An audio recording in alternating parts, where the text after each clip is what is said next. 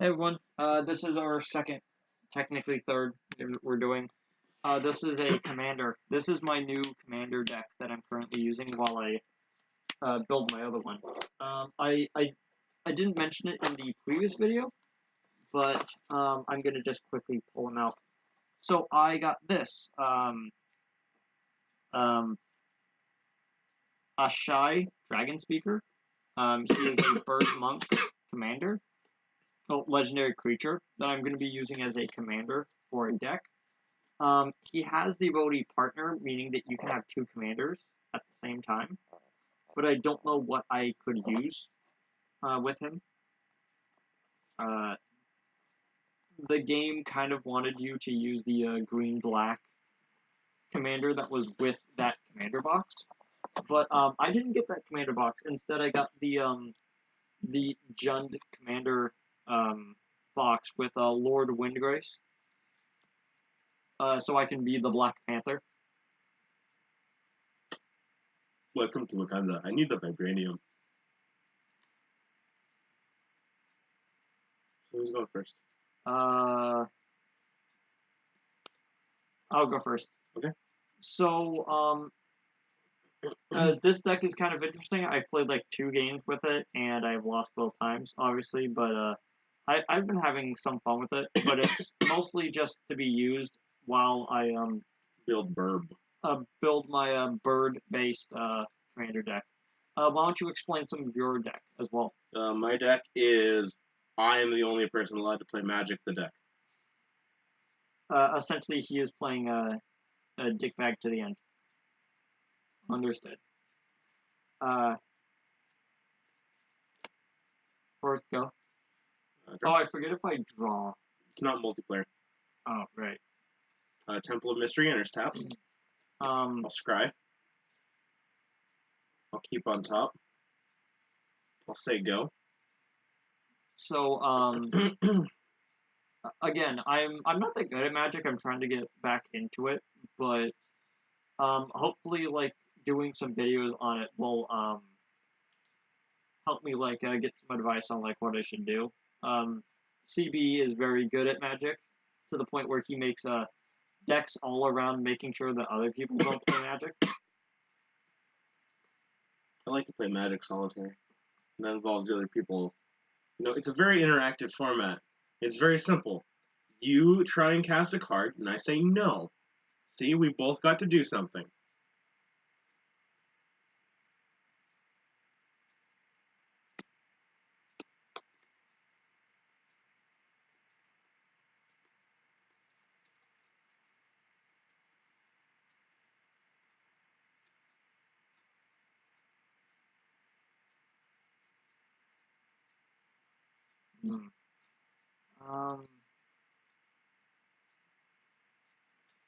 Rocky Tar Pit. Go. Tap. Draw. Island. Pay 2. Priest of Titania. Go.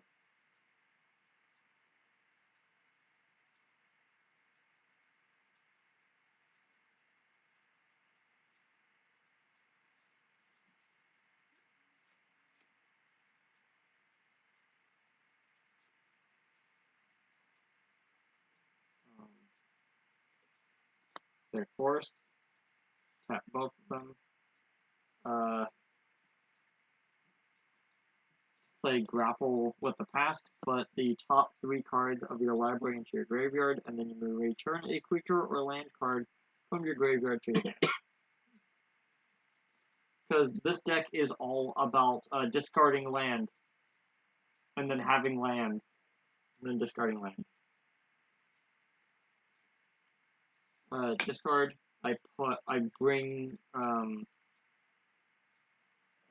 I grab this card and I put it into my hand. Okay. Do I actually have to reveal it? Yes, you have to prove that it's a land or a creature. I guess I got a point.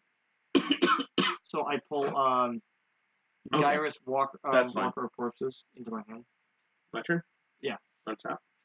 I'll draw. I will pay 2 to play Sakura Tribe Elder. I'll return Island to my hand. to play Simic Growth Chamber, and I will end turn. When you declare and in response to you ending turn, I will tap and sacrifice this to search for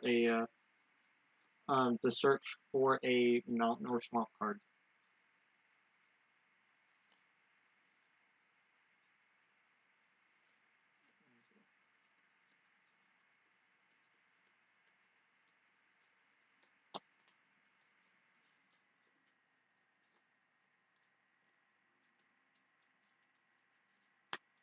I will grab a swamp.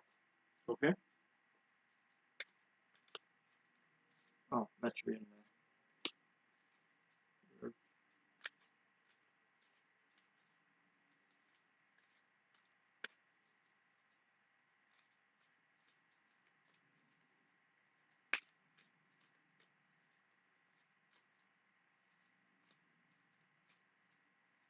I'm really bad at shuffling. It takes a while.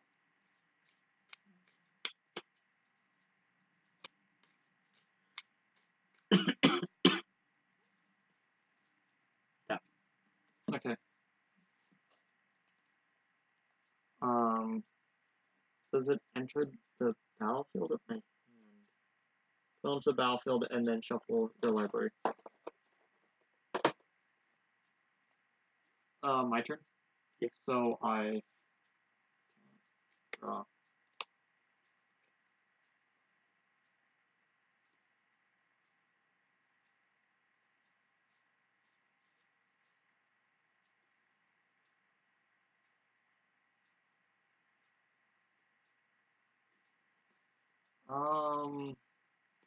Okay. Okay.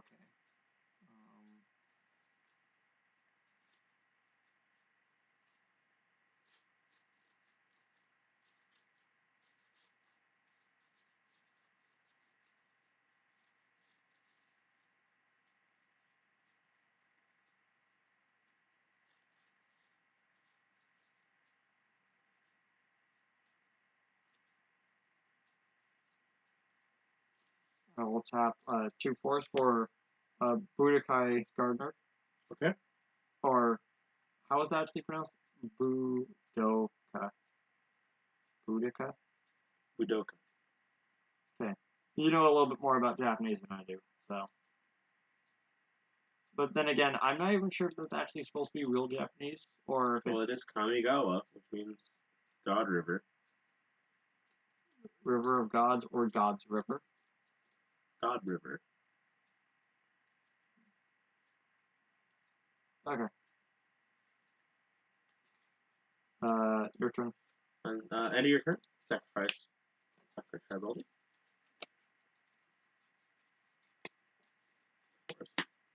I just realized that Rocky Tar Pit actually puts it onto the battlefield. So you could effectively play 2 lands in 1 turn. Oh yeah. But me doing that at the end of the turn is a little bit better. Yeah, it's just something. It stops your opponent from landoing, because if they try and lando something, you can be like, okay, well, I'll just Rocky Tar Pit for whatever you got rid of. Yeah.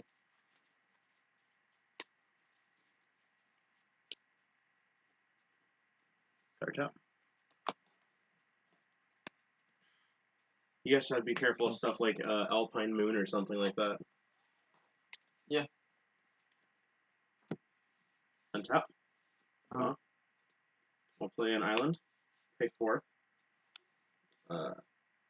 Animate Commander.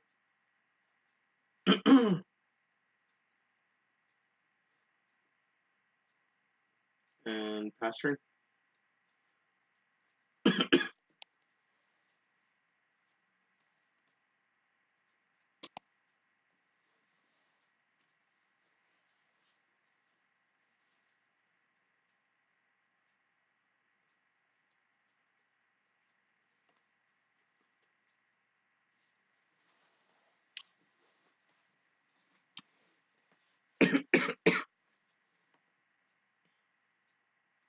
I tap green 2.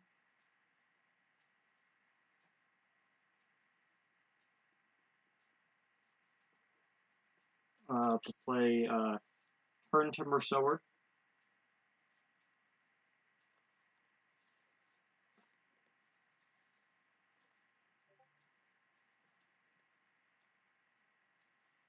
Okay.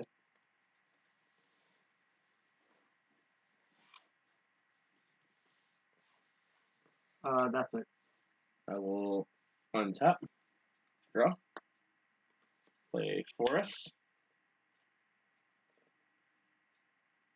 I'll pay 3. Lower scale Twaddle. I'll gain my first experience counter.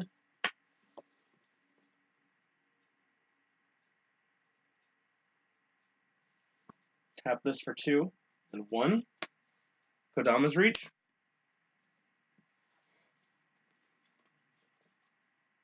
An island on the field tapped, and put a forest in my hand. Okay.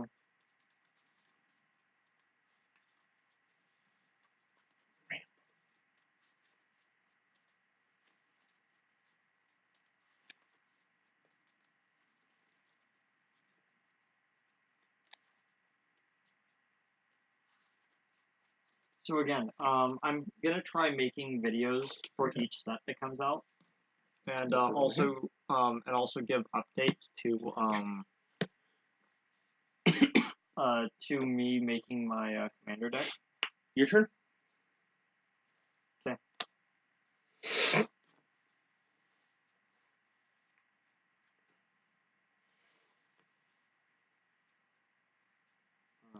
Tap a Swamp Soul Ring.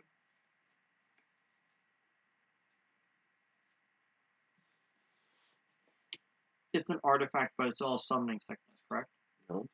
Huh. Only creatures have summoning sickness. Weird. Nothing else does. Weird. Why would an artifact get sick? It does not have a stomach. Have you ever seen a Soul Ring vomit? No, it doesn't get summoning sickness.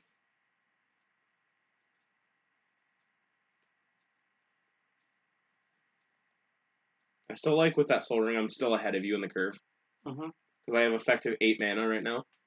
Yeah, because I'm not getting any mana. No, you're not getting any red mana, so you can't cast Windgrace to start doing janky shit. Yeah. Only had something to say that you can tap colorless for any mana. No, what you need is a chromatic lantern. Yeah, like the one that you pulled but are never gonna give me because that's like a lot of money, and you would rather put that into your own commander deck. $8. I don't need it. I run two color commander. Yeah. Although it could be really useful for like 5-color commanders. Of course it is. You don't have to run shocklands. You just run fetches that'll fetch out your artifacts, and you play chromatic lantern, and all your stuff taps for everything now.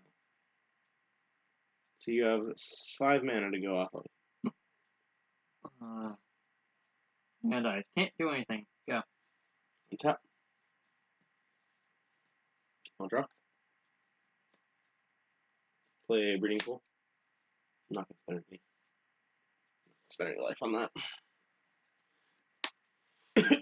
Make 2 mana. I'll tap 4 mana. Deadeye Navigator. I will Soul Bond it to Priest of Titania. I will blink Priest of Titania to get another experience counter. And I will re-Soul Bond it to Priest of Titania. Your turn.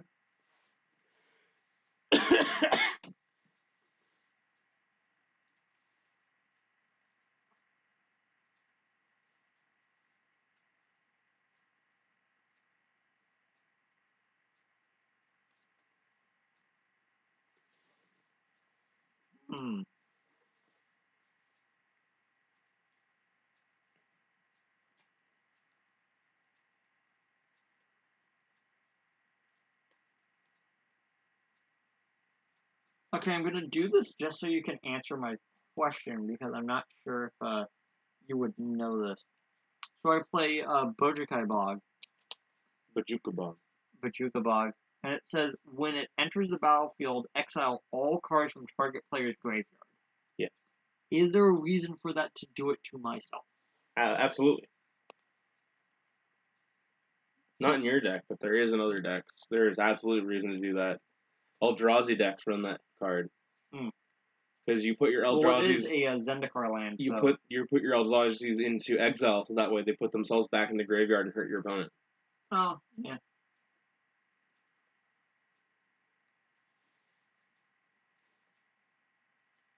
So so all of your graveyard is exiled. All 2 of it? All 2 of it. My turn? Or are you gonna cast something with your 7 mana?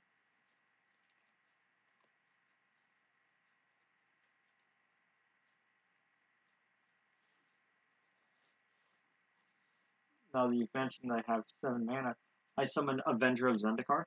Okay. When it enters the battlefield, create a 0/1 green plant token for each land you control. So you make 5. Because Soul Ring does not count. That's not a land, it's an artifact. Now I'll just put a 5 to show that there's 5 of them. Okay. My turn? Yes. Okay. I win. Oh, because you, I'll draw? Yeah, I win. Pay 2. Stage of Ours. You now have infinite turns and I lose. Pay 2. Bounce it. So would you like to 4. So would you like to explain what you actually did? Pay 2. Bounce it. Make 5. Put 5 on. Take 5 off. Next turn. You're gonna need to actually explain it, like step by step. So, when any creature enters the battlefield, I can have Deadeye Navigator soul bond to it. As long as Deadeye Navigator is soul bonded to a creature, both creatures can pay 1 and a blue to exile themselves and then return them back to the field. Like immediately. It's called a flicker effect. Well, whenever a creature with power 2 or less enters the battlefield, I get an experience counter. And for every experience counter I get, I put that many 1/1 counters on target creature I control in my combat phase. So I put 5 on my Sage of Hours on my combat phase. I end combat without attacking. Main phase 2, I remove all counters from Sage of Hours. I'll take an extra turn. My next turn, I will put 5 counters on Sage of Hours. I will take another extra turn. Sage of Hours used to be banned, wasn't it? Nope. You're thinking of Prophet of Krufix, which is still banned, for good reason. 5 mana, 2/3, that, and each player's turn it untapped all lands and creatures you control. What? Yeah. Oh, it's your upkeep? Okay, all my lands and creatures on tap too. So it's a... and you were actually running that in this deck, right? Yeah, until it got banned. I'm sort of wondering if my deck was the reason it got banned. Because there was a lot of Ezuri players. Ezuri Sage of Ours was huge for like a month. So one of the funny things is one of the lands in this is Baron Moor. And the reason why I actually have a really fond memory of this one is because cycling was a big thing in Onslaught. I have a cycling card in my deck. Yeah, I'm sure. No. Are you sure? Yeah, it's Cloud of Fairies. Oh, right. It's just actually kind of funny because I was running several cycling-like cards back in Onslaught. And I just put this back in the pocket. So I just wanted to make a few episodes talking about Magic. It's slightly past the start of the set, but at least I wanted to make a video talking about it. What do you mean? The start of the set was technically a week ago. No, it wasn't. Saturday? No. The set came out today. The pre-release does not mean the cards are standard legal. You cannot take them to an FNM. Oh, okay. Oh, I forgot to put tokens in. So, It's why it's called a pre-release and not the release. So, any last thoughts on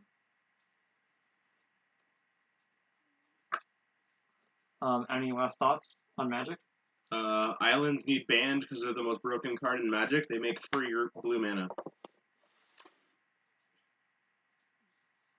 Okay. Most likely we'll be making new videos if we decide to make, if we decide to play more, but most likely it will be, when the next set comes out. Unless you wanted to talk about something else. Maybe when we get the story. Yeah. So, thanks for watching, everybody. See you later.